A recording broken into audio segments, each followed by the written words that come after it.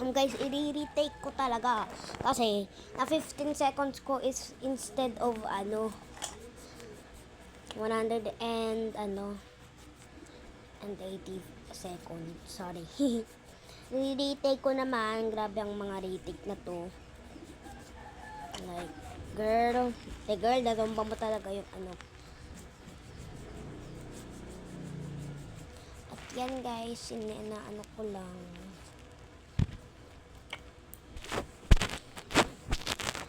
Guys, alam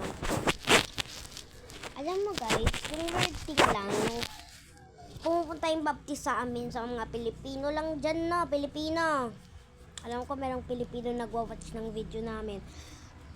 Alam nyo yung baptist, ito kasi nangyari. Bukas, di ba kasi bukas? Sabado. Oo, dadating ang mga baptist.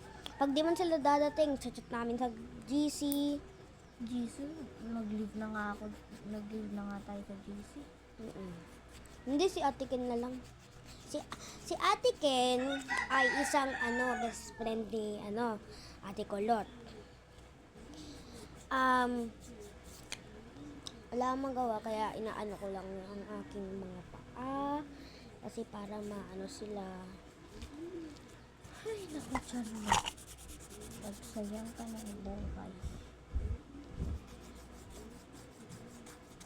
Ayan, kung tingnan nyo kung gano'ng ka-white bay. Like,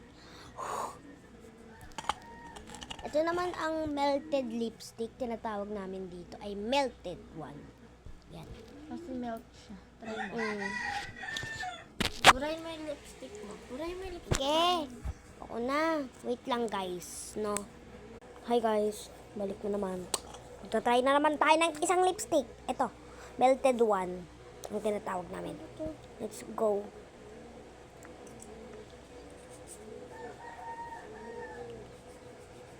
Yan, onti lang nilagay ko.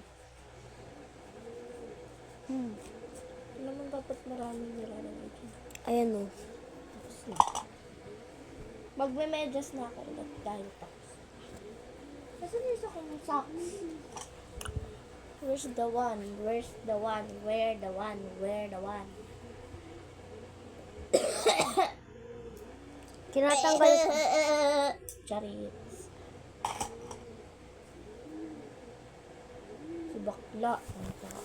Yan. Maganda na siya. Bye-bye. Part 4 bukas. Like, syempre, dadating ang baptist.